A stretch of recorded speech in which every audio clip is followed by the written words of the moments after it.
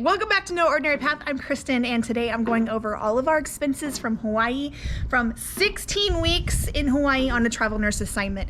My husband John is an ICU nurse, and we took our entire family and our dog with us to Hawaii. And if you've seen some of our content, you might have seen some of our excursions and journeys, but today is all about the numbers. I did a very similar video to this about Alaska, and you can find that up here if you want to see what it costs to go to Alaska. I hope by the end of this video you will be able to see kind of what you should be looking for as far as how much money you need your contract to be per week in order to make it worth it for you. Now, worth it is different for everyone. Does that mean you come home with extra money? Does it mean that you break even? Does it mean that you take on a little bit of debt but you had this great experience? That's entirely up to you. But I'm gonna go over all of the stuff. This is my second take because the first time I was unfortunately in time lapse and then everything overheated and shut down. So now I have my trusty ice pack in the shade. I know the lighting is not as good, but you guys are gonna have to deal with it because it's 110 degrees here and it's very hot in Phoenix. Happy Father's Day to all of you dads out there. My husband and father of my kiddos is at work today, and so we're just hanging out in the pool trying to keep cool. I do have one swimming, so she might be a little bit loud occasionally.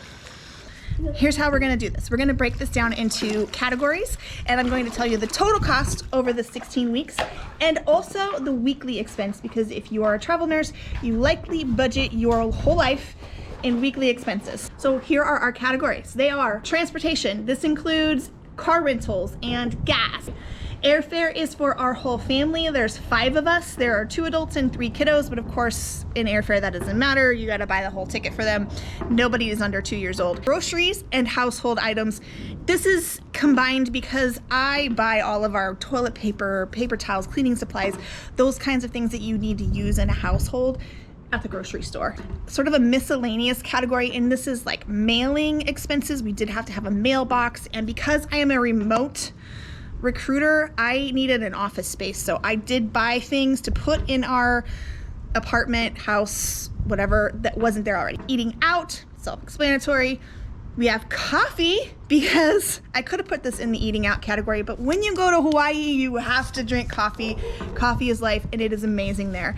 So I made a category all for coffee. And then we have excursions, again, pretty self-explanatory, although we did not do a lot of excursions that cost a lot of money. We did tours, chocolate tour, we did hikes and things that were cheap, but we did have to buy gear. So we bought boogie boards, snorkel gear, swimsuits, towels, beach gear, things like that. The biggest one is housing. And then we have the cinder category because we did bring our dog. We found it 100% worth it, but it was very expensive. Now, before I go through all of these categories, I know you're ready for me to crunch the numbers, but I do want to mention our sponsor today, Brooklyn Bedding. We have been with them for so long, and I'm staring at my RV right now. Now that we're back in Phoenix, we are excited to get back in the RV and take some trips. And we're excited to be back to our beds, both here in the house and in the RV. And that is all thanks to Brooklyn Bedding. Let's just take a minute to thank our sponsor today, Brooklyn Bedding. As you know, if you've been around for a while, we have been partnering with Brooklyn Bedding for the last 1.5 years or so, and we absolutely love their products. One thing we knew we were going to miss a ton in Hawaii was our Brooklyn Bedding mattress. We haven't been without a good mattress in years. At least we'll have these pillows with us. John and I love our Aurora Luxe mattress at our house in Phoenix. It has the cooling technology just like our pillows, and it really helps us sleep more comfortably. We had the Dream Foam Essential mattresses in our RV, which we absolutely loved. It is a king size Dream Foam Essential, as well as Dream Foam Essentials queen sizes in our garage for the kids to sleep on, and they have made a world of difference. We've been working with Brooklyn Bedding for the last 2 years and tried almost every product, as well as visited their factory in Phoenix. As one of the very first companies to roll up a mattress and ship it in a box, it was really cool to see how it's done. And it's even more exciting when you see that box on your front porch and you get to watch it expand into a full-size mattress. Beyond mattresses, they also have some bedding. They have a really great weighted blanket. They have bamboo sheets, which are really comfortable, and of course, their pillows, which we absolutely love. They come with a 10-year warranty and a 120-night sleep trial.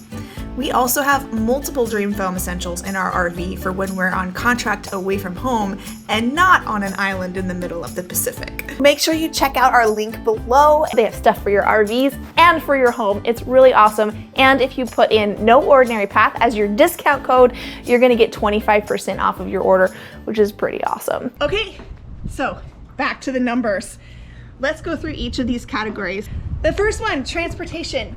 We did rent a truck when we were in Oahu for the week that we were there, and then we also rented a minivan on the Big Island. The grand total of those rentals and the fuel and the little maintenance that we had to pay for came to $4,054.05. So for the weekly breakdown, it was $253.38 per week that we spent on transportation. Airfare. Now, we did use Hawaiian airline points because we have a Hawaiian credit card, so we were able to get some discounts, if you will. So this total amount is for going there, then flying to Hilo, and then flying back to Honolulu and back to the mainland. So all of that airfare total was $2,935.08. So if I divide that by week, that is $183.44 every week that we would have to account for our airfare. The next one is groceries, which, oh my gosh, groceries were so expensive. And ironically, we spent very close to what we did in Alaska. The difference was what we ate. We ate a lot of rice bowls, spaghetti, ramen noodles, bean burritos, very cheap foods that would stretch a long ways. And our total groceries and household was $5,129.12, which came out to $320.57 every week that we spent on groceries. So while that's not super crazy compared to what we spend here in Phoenix, the difference is what we ate. Here we eat a lot more healthy foods. You would think in Hawaii you could get a lot of fresh food for cheap, but we did not find that to be the case. The next category, the miscellaneous ones with the mailbox fee and some of the business stuff that I had to purchase, was a total of $555.01, and it broke down weekly to $34.69. This one's probably one that not everybody's gonna have, but it was an expense for us, so I decided to include it. The next one is eating out. Eating out, I kept saying, we aren't eating out at all. Like, this is insane. Like, we normally go out to eat, like, kind of a lot. I mean, it's sort of embarrassing. But we really didn't have a lot of extra money to go out to eat. However, when we needed something fast and quick, it was McDonald's or Little Caesars. That was what was close by, and that was what was the cheapest. So unfortunately, we did eat out those kinds of places occasionally. And we went to about 4 restaurants, I want to say, where we had like real meals that were like upwards of $200 bills. And so our total eating out for the 16 weeks was $1,767.99, which broke down weekly to $110.50. The next one is coffee, and I did this solely because I wanted to see how much money I actually spent on cups of coffee while we were there. We loved this little coffee place that was in Pahoa that was about 10 minutes from us, and we also really liked the coffee tours and farms and stuff that we got fresh coffee from. So our total was $278.29, and that broke down to $17.39 every week in coffee. Next up is excursions, and as I said, in excursions, we did not do a lot of expensive things like zip lining or parasailing or whale watching on a boat tour, things that we kind of thought we would do, but turned out to be way too expensive. So a lot of this was gear and things that we spent to go visit like tours and stuff. So that was $756.92. So weekly, that came out to $47.31 every week that we were spending in excursions and fun things to do. That category I wish could have been a lot more, but we could not afford it. The biggest expense of the entire thing is housing. Now I'm going to say we chose a place that was cheap.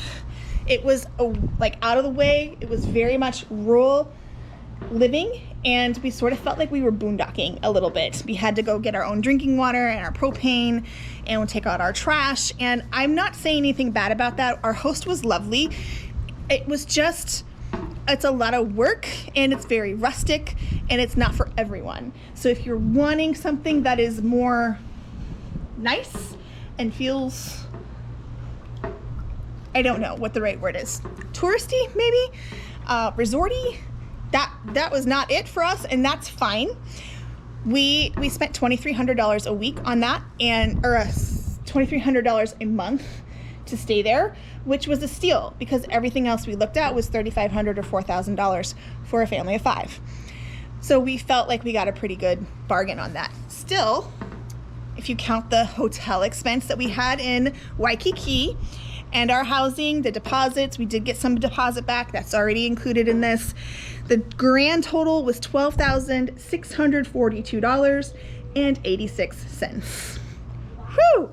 Our total weekly was $790 every week for housing, which is pretty expensive, even at the cheaper housing that we were renting. The last category is Cinder. Now, some people are gonna say, why would you spend that much money to bring your dog? Because we love our dog, and our dog has come on every adventure with us, and we are so glad that we did bring her, even though she cost us about $4,500. And I don't have the numbers in front of me because everything keeps dying, but I'll put it down on the screen here. It was $4,500 plus to bring her with us. And that included airfare. It included the 2 different crates that we ended up having to buy for her because the first one was too small. It included the titer and the rabies shots. And on the way back, we hired a pet service, which was more expensive than probably some people would pay, but it was worth it for the peace of mind. So her total was a lot. And I'm going to put the weekly total there also because it was 200 and something. And I will tell you, I would pay that over and over and over again to have our dog with us. That was 100% worth it for us. Before my phone now overheats since the GoPro's out, the grand total of what it costs to go to Hawaii is $32,713. Woo! It's a lot of money. It's about a little over $10,000 more than it cost us to go to Alaska for the same amount of time. So was it expensive? Yes, it was very expensive. Now, here's the other thing. That broke down to about $2,000. I'll put the number here. About $2,000 a week. That's only for Hawaii expenses. That is how much it costs per week. But if you're a travel nurse, you know you have to duplicate your expenses. So back at home, we have this house, we have an RV, we have vehicles that all have loans on them. So we are duplicating our expenses here. In addition to that, I do have a full-time job, and we make a little bit of money from No Ordinary Path. Not a lot, but a little bit, which does offset things a tiny bit. Taking all of that into consideration, we would have needed John's assignment to bring in $2,500 in order to break even for our family of 5, given all the expenses. Did he bring home $2,500 a week? No. So yes, we went in the hole. We did not come out of this one on top. We did not come out of this one breaking even. So I will say we did plan in advance, and we did estimate how much we thought we would spend. We estimated how much we thought we could bring in financially from my job, and we used a whole spreadsheet to determine what our lowest amount for a contract would be, which we thought was $2,000. So we thought that we were going to be like right on the money. It just turned out that Hawaii ended up costing us way more money than we thought it would. Also, we did have this beautiful pool broke while we were gone. It had a big old crack in it. So everything we made from renting our house went to the pool. It didn't go to help our expenses on the mortgage side. So that hurt us also. So the moral of the story is do your due diligence, figure out what you think that you're going to spend so that you know how much your contract needs to be in order to break even. And then maybe add a buffer. We needed a $500 buffer, but that's okay. we made it work. We're back home here in Phoenix. I'm very grateful for the 4 months that we got to spend in Hawaii. I do think that it was a good experience, even though there were parts of it that were not so awesome. Overall, we had some incredible experiences and I do not regret doing it. There's no other way in which we could have gone to Hawaii for 4 months than as a travel nurse family. And I truly believe that, and I'm not sad that we jumped in and went. But I do want to caution you, if you are thinking of going to Hawaii, really plan hard and then add a buffer. If you can't find an assignment that's going to pay you that amount, consider going as a vacation instead. This wraps up all of our Hawaii content. We will be moving forward from here and hopefully sharing some maybe RV adventures coming up here pretty soon. Maybe we'll take you to Mexico. Maybe we'll take you to Mexico. I do have a series of travel nurse videos that I can't wait to put out for you as well over the summer. So stay around and we will see you out there.